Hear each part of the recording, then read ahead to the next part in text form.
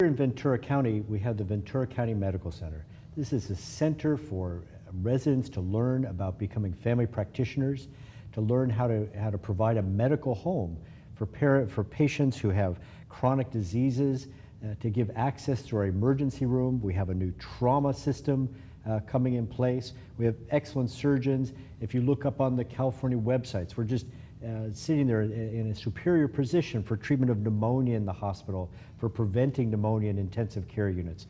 It's just a jewel of medical care here in Ventura County. And one piece of it, as a physician, the old days of just listening to patients are somehow gone. We still try and do that, but we always turn to images.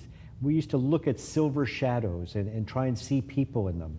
And now we have an advancement in digital radiology. We have the capabilities here in Ventura County, at Ventura County Medical Center, when there's a trauma, when I have a problem with a child in their lungs, when I have our pediatric surgeon, Dr. Keshen, needs to look inside a child's abdomen before he operates, when Dr. Herman needs to look inside a head before he enters inside a skull. And with us today is Mike Malloy. Mike Malloy is with our Ventura County Medical Center Radiology Department, and he's really been the captain of the ship as we try and bring this, not just from buying the equipment, but getting that last inch where we can actually use it in a practical way. Mike, tell us, how did you get to Ventura County Medical Center? You have kind of an interesting background. Well, thanks for having me here, Dr. Landon. Well, it's been kind of a long road with this entire project, and I started with the county as an X-ray technologist, as most people do in radiology, and saw pretty much all the different facets of the healthcare system, which is emergency treatments, surgery, outpatient, orthopedics, and was perfectly happy working in the industry as such. However, there were challenges with that in imaging, which was that we used polymer film that everybody's used to, holding up a piece of film to a light in order to be able to see anatomy or make a diagnosis. And as the digital age pressed on, we saw an enormous opportunity to take advantage of consolidating down materials and film in this case, and putting it all in the digital format, and in this case putting it on computer screens, which everybody is used to nowadays. I can't think of a place on the planet that there isn't a PC or a computer, or at least on a desk someplace, and we've now made it possible for essentially anyone in the system to be able to view any image on any patient in our system simply at a touch of a button on their desktop. Well, it has been an amazing process. We have a limited budget available, and I know there's equipment that I've wanted to play with, and I keep getting put off to, well, as soon as we pay for this multi-million-dollar system. But when we talk about what's happened in the county, where we have clinics in Oxnard, Simi Valley, Thousand Oaks, Camarillo, Ventura, all over the county, do they really all have access at their desks to all these films? Yeah, absolutely. It's considered a web-based solution. That is, essentially anybody with access to the internet that we give privileges or license to view, the patients can do so. Mouse, keyboard, monitor, CPU. Well, they're just some fantastic images. I remember when digital radiology first came out, Dr. Kangerloo, who's down at UCLA, still had a big magnifying glass, and he'd hold it up to the digital image. What kinds of capabilities are there now? Can I flip things around? What can I do with a digital image? Gosh, a better question would be, what can't you do with a digital image?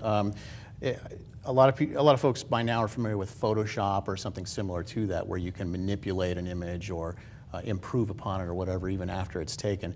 PACS, which is our system, Picture Archive and Communication System, is pretty much no different than that. You made reference to the magnifying glass. You can be looking at an image on a screen and just simply click on a little icon that has a picture of a magnifying glass, and suddenly that portion of the picture can be rolled around on top of the image, and it magnifies the point that you're moving around on the screen.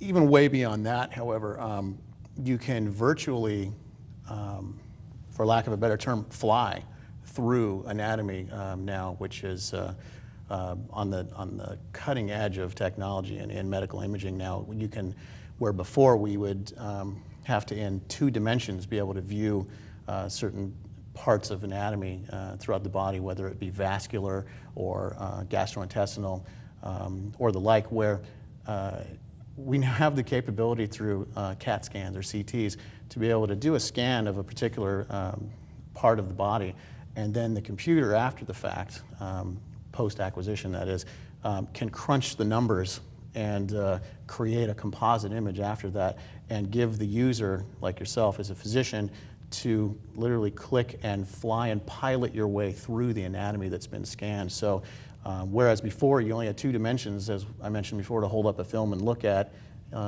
contrast difference between dark and light, you can now literally on a computer screen fly through someone's gastrointestinal system as if you were the incredible shrinking doctor flying through and looking at the inside of lung tissue or vasculature through the heart, and to see clogs or any sort of pathology that you might find in there. Well, for me as a pediatric pulmonologist, when I saw we had that capability, what the viewers will be seeing on their screen now is first a picture of what the CT scan looks like of this young woman, and I can see it. It's a section through a human being, basically 1 millimeter cuts now with our new machinery, and then to be able to take that, and what they're about to see is a little movie of us able to go down the trachea, look at the carina where the lung divides into 2 parts, and then we take a look off to the right, see this mucus. This poor woman just has these little fortresses of bacteria and mucus in there, and then we take a look further down down the right middle lobe there, take a little turn off, and see again mucus again. Now this young woman is undergoing experimental treatments, and based on what I see in there, I've sent these images back to the company that's loaning us the experimental medications, back to the Food and Drug Administration, and they have never seen anything like this before. So here in Ventura County Medical Center, we're able to really bring a technology, a new way of looking at technology and disease in a way that no one else is. How about the interventional radiology? Are there any capabilities for interventional radiology in our system? I know with looking forward to trauma, do we have any new interventional radiologists or capabilities? Yeah, a project currently in the making now is angiography. It's an area that we haven't provided in the last few years, that we're now, along with trying to get our trauma status at Ventura County Medical Center, is to add to that exactly what you said, angiography.